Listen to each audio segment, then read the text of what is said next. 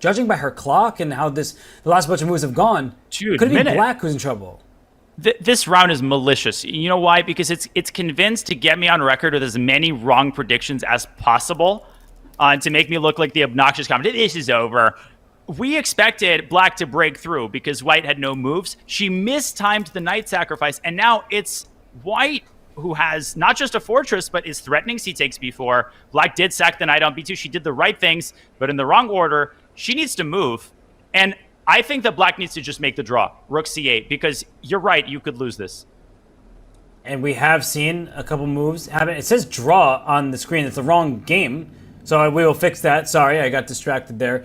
This is the game not between Bibisara and Nazinzi, but Bela Khotenashvili and Alua Nurman. It's the final board in a match that has had 3 draws already. So, Danya, the rooks, they're like trampolining from h1 back to c1 and h7 back to a7. Does White have to just sit and defend that pawn? Like, could White have taken on b4 at some moment? Maybe there was an earlier moment, but you certainly... I didn't see one, and I spent the break figuring out what went wrong for Black and the subtle, but actually maybe, but I don't think so. Well, we see Bela down under a minute on the clock. I mean, White is just sort of passively defending and passing the turn back on over, but I do think that if Black goes all in for a win, and was that a rook sacrifice on b2? Maybe. She took it, but does it change anything after rook a7? Wait a second. Did she just take on b2 and play king a4? She's going for it, Danya. Oh my, king a4? Yeah, I mean, the camera's a bit far away, but I do think she gave up her rook for the knight on b2 just to bring her king forward. I'm not sure, Danya. It feels like this is asking for trouble, but maybe in order to win the Olympiad, you have to take such risks. Sacrificing yourself for your team. Your personal desires subsumed by what the team needs. Nobody's going to remember if you lost or drawn, but if you win, that'll fill your memoirs. King to a3. This is scary, but look at Alua's clock. She's got 5 minutes, Robert, and I think that's time enough to figure this out. The eval bar doesn't change. This is not some brazen attempt. I think White needs to drop the rook back preemptively. So rook back to b1. So if the king goes to up to a3, there could be a checkmating net over there with the second rook hitting the first rank. But Danya, I don't fully understand how this is just an equal position, because if White is able to go rook b1 and say rook a1 check, then that rook is free and it's active. So White doesn't have to just sit passively anymore. Okay, so can we put some moves on the board really quickly here? Sure, let's rook bring up an b1, analysis board. Plotting Bela's bravery. Isn't it funny Black may end up saving the draw because of the fortress? I have the fortress. No, I have the fortress. Well, it seems like this fortress, it might be unbreakable, but I do still worry for both of these players given their clock. They're both down to their final 3 minutes. They do gain 30 seconds with every move played. We should remind our viewers of that they can restore some time, and that can be useful when you're playing for a win. Absolutely. Now 2.5 minutes. And we're, of course, assuming that White has a draw on her mind. If Alua Nurman feels that she has a win, you know, Kazakhstan could pull a Team India, right? She's not just going to automatically take a draw.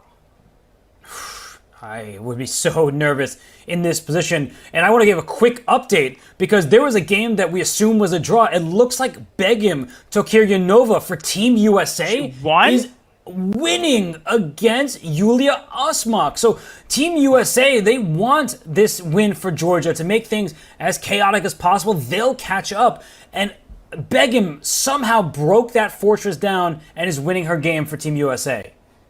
Oh my gosh. And is that significant? It depends. Yes, it is, because Buksa won and Gapon and Kadru. So it's not just significant, it is the match-winning result. Can I feel like, Danya, but maybe I'm wrong, that White's task is kind of simpler because you just sort of shuffle around a bit. Black is the one trying to win this game.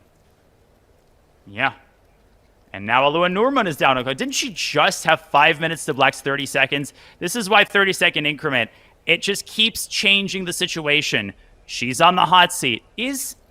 Okay, King C2 and C takes B4. And King C2 has been played. This is the safe move. Yes. Point 1 for Black. Yeah, Marsha, of course. Down a rook, but, you know, it's It's just slightly better for black here. But I guess it goes to show that for black, is there a move besides b3 check? I guess I should ask you that. I don't see one because b2 is directly hanging. Rook takes 8. No, mate in 2, actually. Rook a1 is threatened.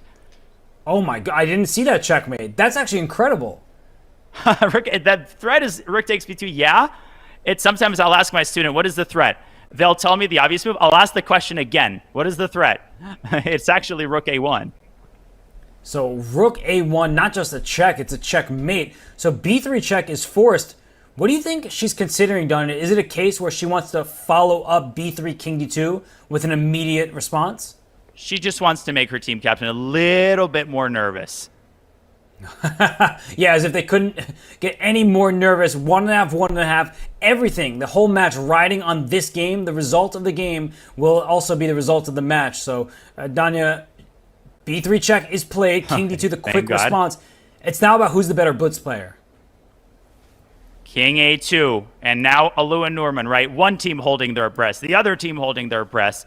And I can't even believe we're in this situation where black wasn't able to break through. We thought there was a clear plan. Alua Nurman has been the hero for Kazakhstan time and time again. Can she do it one more time? It looks like she is doing it because I don't see how black crashes through. The rook on h7, it's kind of stuck over there in some positions because white can clear the b1 square, right, Don? And you can play rook b1 over somewhere else to, f1 or g1. And then if black gets super greedy, there might be a time where white is able to push h4 and open up that rook. So both sides have things to watch out for. And the good thing for Nurman, even if she by some miracle doesn't see rook takes h3, there aren't even that many other waiting moves. Like, it's hard to blunder this because the only other thing you can do is move your king. But that rook on b1, her teammates, every second of these minute 17 seconds will tick down and take an hour. And she moves the rook. She doesn't keep them waiting. No, that's a smart move. Rook to f1 out a little bit here for Georgia. I don't see any more winning attempts. Well, that ambulance, it's coming for black's winning chances. I think that's it. There's a point in every fortress where it officially dries up. Literally, you cannot even make contact with the enemy pieces. There is no reason to just lose the game with rook takes h3. Don't throw it. Keep yourself in medal contention, obviously.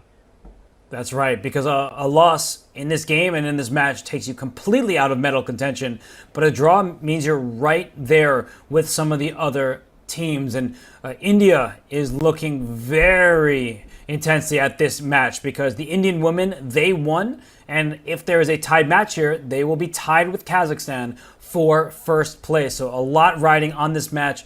Kazakhstan, if they somehow win here, then they still are in clear first. But it would require black to lose the game rather than white win.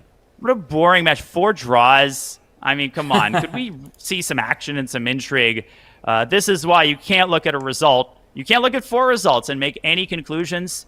Georgia and Kazakhstan finally put down their swords. We will see a repetition.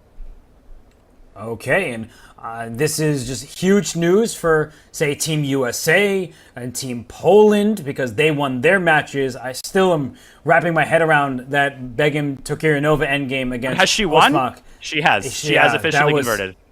That was, something. It was a great defense, and then one inopportune slip, and the game got out of reach. But we're looking at this one here, and Danya, I don't see how black does anything. I mean, black is just banking on this B pawn, but there are 2 rooks on the white first rank, and no more inroads for black. No, that's it. We're going to get rook f1, rook h8. No reason for white to be obnoxious and choose a different square every time. Like rook e1, and then it's over. But you would still get repetition. It's over, Danya. A draw agreed.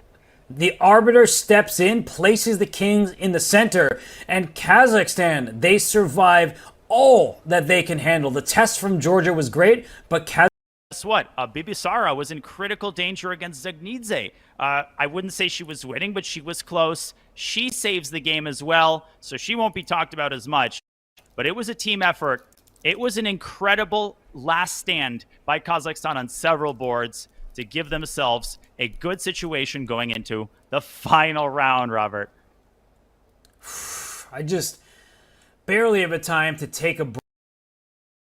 breath. The players, they're giving it their all. It's about them in the playing hall. They are exhausting all options, like we just saw from Bela Khotenashvili. She gave up a rook for a knight, but she still couldn't break down Alua Nurman's defenses. And there were some mistakes. That's going to happen in the Olympiad. Players are exhausted. They're playing some serious opposition. And John, you've been watching all along here. I mean, wow, what a finish in this match in this 10th round of the Olympiad. I would love to give chat full credit for what I'm about to say, but I think I can speak for all three of us, potentially, when I say I don't remember the last time